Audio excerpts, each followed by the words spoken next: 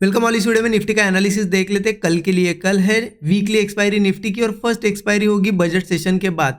Budget session के बाद 2-3 दिन हो गए कंटिन्यू, कोई अच्छा खासा मूव नहीं है, तो हो सकता है एक्सपायरी पे कुछ देखने को मिले। ठीक है, तो देख लेते हैं, प्राइस एक्शन समझ लेते हैं कि कैसा क्या बना हुआ है, किस डायरेक्शन में मार्केट जा सकता है, कौन सी इंपॉर्टेंट ऐसी लेवल्स होगी जहां कुछ हमें ट्रेड्स वगैरह मिल सकते हैं। ठीक है, लेकिन अभी के लिए देखिए ना, बजट के बाद मार्केट में एक्सपेक्टेशंस होते हैं कि अच्छा एक रैली पकड़े या फिर बड़ा मूव आए, लेकिन हमें क्या देखने को मिल रहा है, मार्केट बिल्कुल और बिल्कुल बेकार चल रहा है, साइडवेज चल रहा है। प्रॉफिट आज का भी दिन देखिए ना आप, कितना ज़्यादा साइडवेज था। तो ऐसे दिन ऑप्शन बायर का बिल्कुल और बिल्कुल प्रॉफिट तो नहीं बनेगा। ठीक है, वॉल्यूम भी बहुत कम है, प्रीमियम का बिहेवियर देखो वो भी अलग चल रहा है। किसी दिन, कल के दिन मॉर्निंग में देखा बहुत ज़्यादा बढ़ रहे थे, आज के दिन देखा तो मार्केट कहीं नहीं जा रहा था, घट बहुत ज़्यादा रहे थे। प्रीमियम का बिहेवियर भी क्यों ऐसा है, क्योंकि मार्केट का भी बिहेवियर ऐसा है ना, तो प्रीमियम जो वैसे ही बिहेव करेंगे। तो अभी के लिए देखिए, एक सिंपल चीज़ें फॉलो करिए। जब तक मार्केट ऐसा है, आपकी पहली बात तो रिस्क कम करिए। ट्रेड करना है तो रिस्क कम करिए और प्लान करिए कि कितने ट्रेड आपको दिन में लेने हैं, क्योंकि आपके पास अगर प्लान नहीं होगा ना, तो आपका कैपिटल भी चला जा सकता है लेकिन प्रॉफिट नहीं बनेगा। क्योंकि लोग क्या करते हैं ना, प्लान नहीं होता है। प्लान करिए कि एक ट्रेड लेना है या फिर दिन में 2 ट्रेड लेने हैं, और ये प्लान रहना चाहिए कि हाँ, एक ट्रेड के बाद मुझे सिस्टम ही क्लोज करना है, या फिर ज़्यादा से ज़्यादा 2 ट्रेड के बाद सिस्टम क्लोज करना है। क्योंकि आपके पास अगर ये प्लान नहीं, तो आप दिन भर ट्रेड लेते रहोगे कि नहीं यार ब्रेकडाउन आया, चलो पुट ले लेते हैं, फिर ब्रेकआउट दिखेगा कॉल लोगे, फिर ब्रेकडाउन पे पुट लोगे, पूरा दिन चला जाएगा आपको, और लास्ट में क्या दिखेगा कि मार्केट तो कहीं नहीं गया, लेकिन आपने 10-20 ट्रेड कर चुके होगे और कैपिटल यहाँ पे आधे से ज़्यादा खत्म भी हो चुका होगा। तो इसीलिए प्लान के साथ चलिए। ठीक है, देखिए बहुत सिंपल, कल के दिन भी हमने क्या प्लान किया था। कल का हमारा प्लान क्या था कि चलो मार्केट में सही में ये रैली बजट की है, और मार्केट को अगर ऊपर जाना है तो मार्केट कल के हाई के ऊपर सस्टेन करके कहीं ऊपर निकलने की कोशिश करेगा। क्योंकि मार्केट में जब रैलीज होती है ना, तो मार्केट देखिए, अब मान लो आज के दिन रैली हुई, ऊपर जाके क्लोज हुआ, कल यही कहीं ओपन होगा, ज़्यादा रिट्रेसमेंट नहीं करता है। जब रैली होती है, और वो न्यूज़ बेस्ड रैली होती है, बड़े इवेंट्स की रैली होती है, जैसे कि मॉनेटरी पॉलिसी की भी जो रैली इतनी होती नहीं है, लेकिन बजट की हो गई, इलेक्शंस की हो गई, तो नेक्स्ट डे क्या होता है, ओपन होगा, ज़्यादा रिट्रेस नहीं करेगा, यही कहीं कुछ बनाएगा और फिर भागेगा।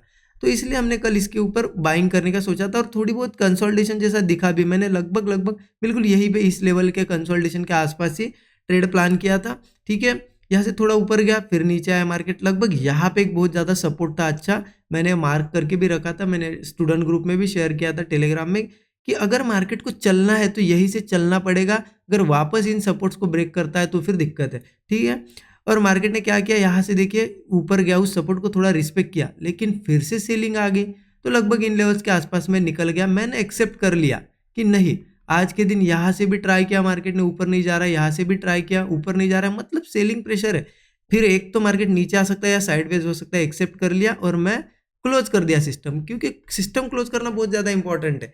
आप मार्केट में अगर ईगो ले लोगे कि नहीं यार चलेगा, ये ट्रेड चलेगा, वो ट्रेड चलेगा, तो फिर फंस जाओगे। एक्सेप्ट कर लो कि हाँ यार, साइडवेज जैसा बिहेवियर है, चलो एक एसएल चला गया, कल प्रॉफिट होगा, कोई दिक्कत नहीं है, लेकिन एक्सेप्ट करना सीखो, क्योंकि हमारे टारगेट्स भी बहुत बड़े होते हैं। हम अगर मान लो हमारा रिस्क रिवॉर्ड आपको पता है, मिनिमम 1:4 तो हम लेते ही है, 1:3, 1:4, तो कंटिन्यू 1, 2, 3, 4 भी दिन हमें लॉस हुआ तो कुछ नहीं, 5वें दिन भी अगर हमारा ट्रेड चल गया ना, तो ये 1:4 मतलब ये 4 दिन का लॉस एक दिन में रिकवर होता है, क्योंकि रिस्क रिवॉर्ड हम फॉलो करते हैं। तो इसलिए ये चीज़ें है ना, फॉलो करो। ठीक है, आप बड़े लॉस करते हो ना, एक ही दिन में बड़ा लॉस करते हो, तो वो फिर रिकवर करने में दिक्कत होती है, और फिर रिकवर भी नहीं होता है, फिर आप और लॉसेस करते जाते हो, फंसते जाते हो। ये चीज़ ध्यान रखना। ठीक है, अब देखिए, ये मार्केट तो बहुत ज़्यादा ऐसा चल रहा है, तो एक दूसरी चीज़ भी क्या हो सकती है ना मार्केट में, ये तो चलो हो, देखिए अब इसके 2 रीज़न हो सकते हैं, मैं बताता हूँ क्या क्या रीज़न हो सकते थे, क्या रीज़न हो सकते हैं ऐसी मार्केट के। पहली बात, बजट हुआ अनाउंस, ठीक है, लेकिन कुछ बिल अनाउंस होने बाकी है, इनकम टैक्स वगैरह पे। ठीक है, वो नेक्स्ट वीक होने वाले हैं, राइट, नेक्स्ट वीक उन पे थोड़ी क्लियरिफिकेशन आ जाएगा कि क्या है क्या नहीं।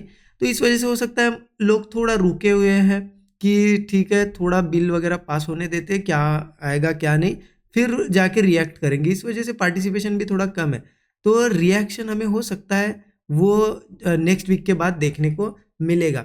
और ये तो हो गया first reason. Second reason price action based reason है। प्राइस एक्शन बेस्ड रीज़न ये है कि मैं अगर आपको बड़े चार्ट पे भी दिखाऊँ या डेली चार्ट पे भी दिखाऊँ, तो इन लेवल्स के पास जहाँ से ये निफ्टी ऊपर आया है, ठीक है, 22,800 के आसपास, यहाँ पे सपोर्ट नहीं था। मैंने प्राइस एक्शन पूरा एनालिसिस किया लेकिन मुझे कोई सपोर्ट देखने को नहीं मिला। सपोर्ट थोड़ा नीचे है इसके, ठीक है, 100-150 पॉइंट अगर नीचे आके ऊपर जाता ना तो फिर मान सकते थे कि हाँ सपोर्ट लिया।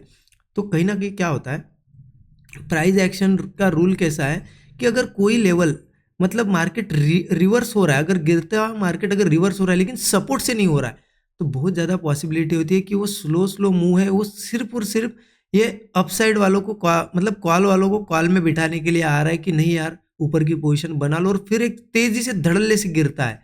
तो यही एक पॉसिबिलिटी मुझे लग रही है। तो प्राइस एक्शन के हिसाब से ये है, और बजट के हिसाब से कहीं ना कहीं सिर्फ बजट थोड़ा बहुत पॉजिटिव है इसलिए मूव आ रहा है। जैसे ही वो बिल अनाउंस होगा उसके बाद धड़ल्ले से गिर सकता है। तो ये पॉसिबिलिटी लग रही है क्योंकि रैलीज ऐसी नहीं होती है ना। देखिए अगर मैं बताऊँ ना आपको 15 मिनट चार्ट पे रैली जब आनी होती है, अगर बजट की रैली आनी होती बुलिश साइड, तो ऐसी ये slow momentum slow slow slow slow ऐसा मार्केट नहीं रहता है, और हर जगह से सेलिंग नहीं आती, रिजेक्शन नहीं आता है। रैलीज कैसी होती है, अगर मैं पीछे का कुछ दिखाऊँ आपको, अगर कुछ मिल जाए, देखिए ये इस तरीके से, मतलब ये भी छोड़ो, इससे भी बड़ी बड़ी कैंडल्स बनती है।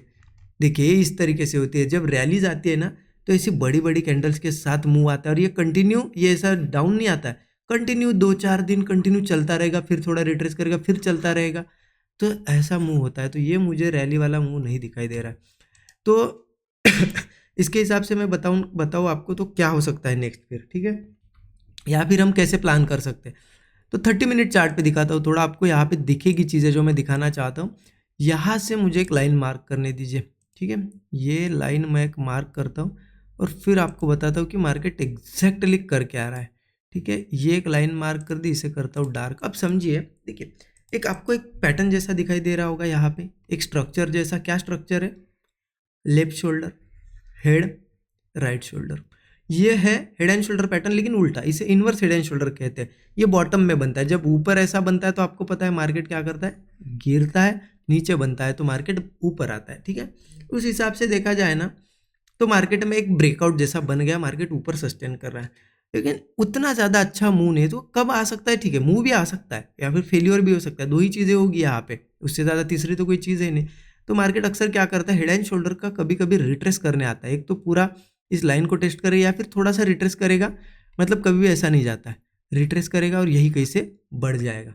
तो हो सकता है वो बड़ा मूव एक तो यहाँ से आए, अदरवाइज अगर ये नीचे जाना, इसे यहाँ पे सपोर्ट टेस्ट नहीं हुआ है ना, अगर सपोर्ट टेस्ट करना है तो हो सकता है ये ट्रैप हो, लोगों को सिर्फ यहाँ पे बाइंग दिखा के फंसाया गया हो, ये फेलियर आएगा और नीचे आएगा। इसीलिए अगर ट्रेड प्लान करना है तो इस लेवल के आसपास ही होगा। अगर बियरिश ट्रेड प्लान करना है तो यहाँ से सेलिंग हम नहीं कर सकते। हो सकता है कल यही कहीं ओपन हो, कंसोलिडेट करके ब्रेकडाउन दिखाए, नीचे आए, क्योंकि अगर मार्केट को फेलियर दिखाना है और ये 23,600 को, अगर ये लेवल को अगर नीचे निकालना है तो मार्केट इसको नीचे जाने से पहले यहाँ से भी कुछ देगा ना ब्रेकडाउन, तो नीचे आ सकता है। बट हम यहाँ पे पुट क्यों नहीं लेंगे?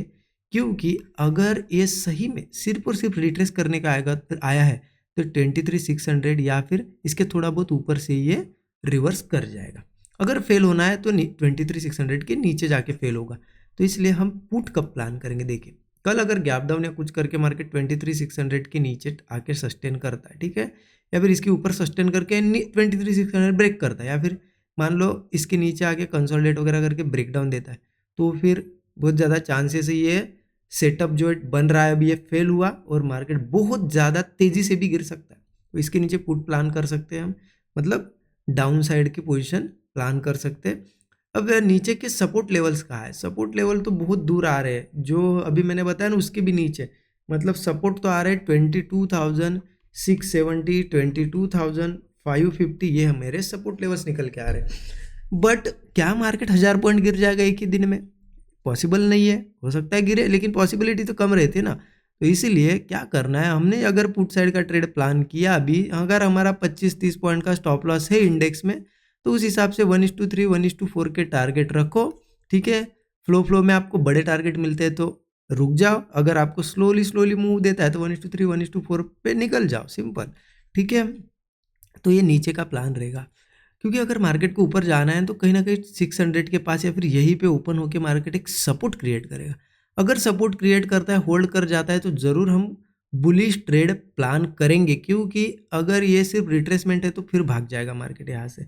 फिर ऊपर के अगर रेजिस्टेंस बताओ, फिर अगर ऊपर जाता है तो कहाँ पे जाएगा, 23,830 पे एक रेजिस्टेंस है, 24,070 लेवल पे एक रेजिस्टेंस है, 24,130, ये सभी रेजिस्टेंस है, इन लेवल्स के आसपास फिर वो मूव कर सकता है।